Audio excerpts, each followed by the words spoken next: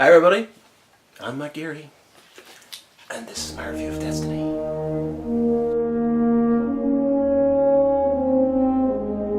As you will know from my last review, I'm a big Halo fanboy, and therefore it would be understandable that anything made by the creators of one of the greatest franchises on the Xbox, if not cross-platform, would be something I would totally and blindly get behind. In Bungie we trust. In Bungie we trust. I wanted to like this game.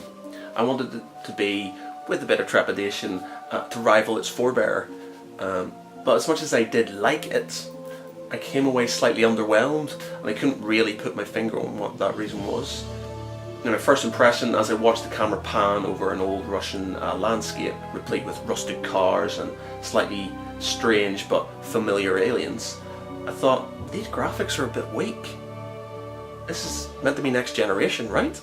I would like to point out at this juncture that I'm not a graphics Nazi. In fact, I don't care about graphics very much, as long as the gaming experience is a good one, and I'm happy if graphics are sacrificed for a more expanded game itself.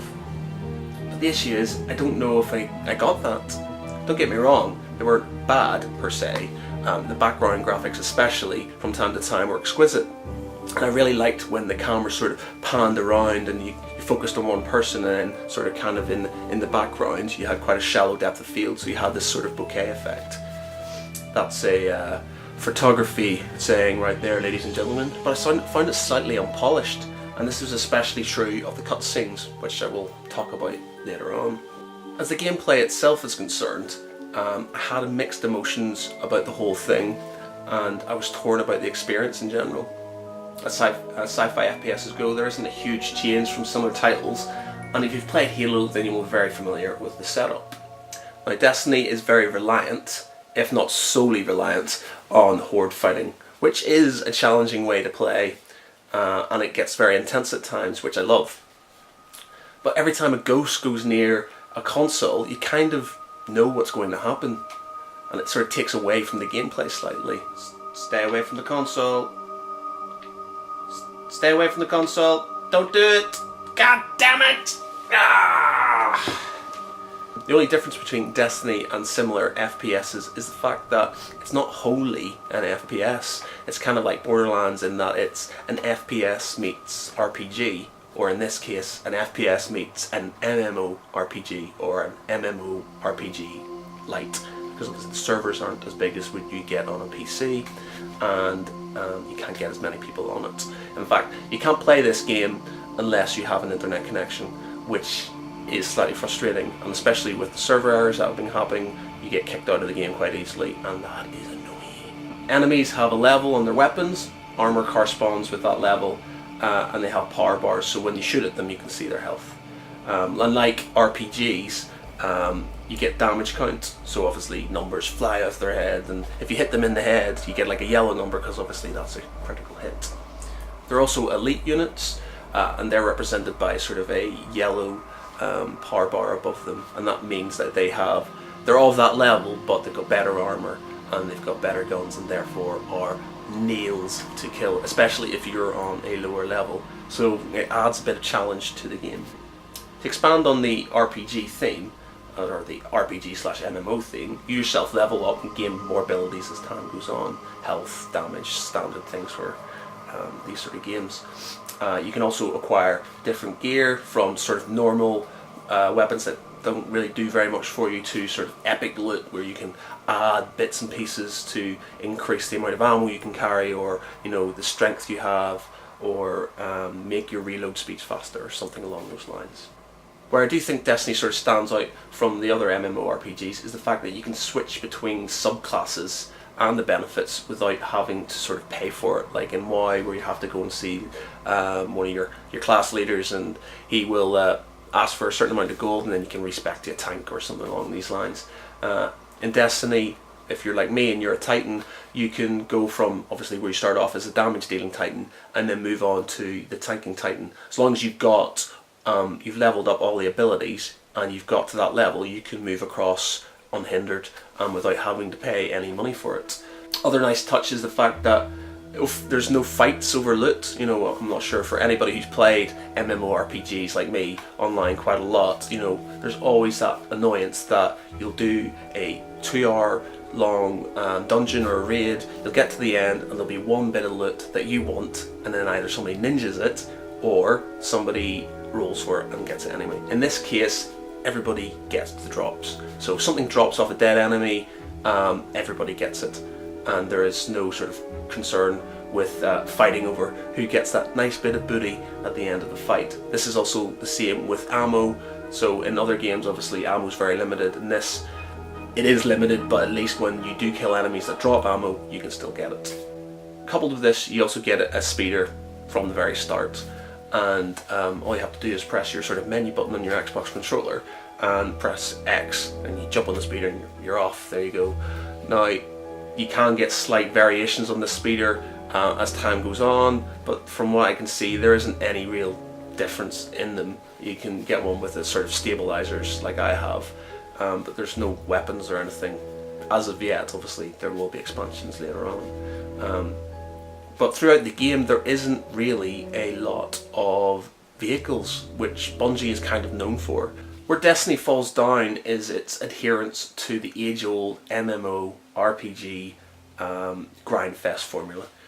Now, they didn't use this as a sort of a springboard or a template to do something better. They just sort of kind of strictly went down the grinding line, and I hate it. I hate grinding so much.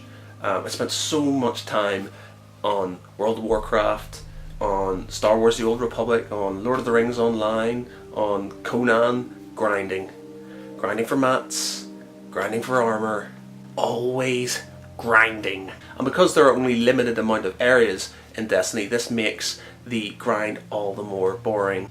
I guess this is where multiplayer games come into their own, because you're tired of the day-to-day grind in the open world, so you move on to multiplayer. You can get some bounties, upgrade your armor, get some better weapons. Issue is, there's no level cap. So it's not like in World of Warcraft where there's a level cap of between 1 and 10, and 10 and 20, and 20 and 30. From my experience, when you've been in multiplayer in Destiny, you're just thrown in there with people of a lot higher level than you, better armor, better weapons, and you just get killed all the time. And it's really, really super frustrating, and you spend most of your time looking at the respawn counter. I found this a bit off-putting, at least in Halo, when you were ganked time and time again. You felt like you were getting better. You know, you'd learn the maps, you'd learn where all the weapons were, and soon you'd be teabagging the corpses of your foes like the rest of them. And Destiny just felt frustrated, and because I hated the grind, I just didn't want to go back into the multiplayer, because I kind of like to have a challenge. I don't want to die all the time. It's just, for me, it's just not very enjoyable. Obviously, if you grinded and you got yourself up to a higher level, then the multiplayer experience would be a bit more fair and better, but because I hate the grind, I just didn't want to go back. For those of you not familiar with said grind, noobs, then I guess it's not as big an issue because you don't know any better. But for me, a recovering WoW addict, hi, I'm Matt Geary, I'm a WoWaholic, I've been clean for 6 years. It's just more of the same, and even the events that happen around the world, which are enjoyable, don't really push it above the rest. My final issue with Destiny is nothing to do with the gameplay itself. It's just, there's no real gripping story. Even Peter Dinklage, who plays the Ghost, can't save it. You don't know what you are really, where you come from, what you're doing there, why the world is why it is, and why there are a bunch of warring aliens in your crib, basically, in the solar system. Now granted, obviously Halo was a bit vague to start off with, but Destiny sort of lacks that character partnership, or the characters you can kind of get behind. Master Chief and Cortana were protagonists that you cared about, and you had a relationship. Even sort of Noble Team from Halo Reach, you had a group of guys you really strongly felt about, and sort of when Noble 6 at the very end sort of takes off his helmet and puts it down and sort of fighting all the elites, you're like, whoa! Really, you can get behind them. This sort of isn't the same. Sadly, my Guardian I don't overly care about, and it seems that you're pretty much the brawn to your Ghost's brain. Or, more contemporary, you are the Groot to your Ghost's rocket. I am Groot. The banter between the two characters is minimal, and there's nothing that really warms you to either. Yes, the Ghost Dinklage is amusing, but there's no real depth, and there is no real connection between the characters, and so even when you get to the very end and you fought through all these hordes of aliens, you're sort of like, meh, back to the grind! Finally, I'm sort of mindful that I have been slightly harsh on this game and slightly negative, and it's not that it's not like it's a bad game, because it's not a bad game. It just didn't fulfill the hype that it was made out to be. It was meant to be this sort of new, sort of Bungie package of brilliance that was going to blow everything out of the water, and as much as it tried to do different things, and it took you know, something from column A and something from column B and something from column C and jammed them together, games that sort of specialise in A, B or C, it didn't sort of kind of reach those heights, and so you were sort of left a bit meh. I can only hope that the new expansions will add a bit more depth and change the gameplay up a bit. All being said, on the plus side, Halo is still the best FPS out there. Suck it, COD nerds! So, Geek Pride score for Destiny on the Xbox One is a good, but not great, 3.5 out of 5. Must grind for more materials. Must have new trousers.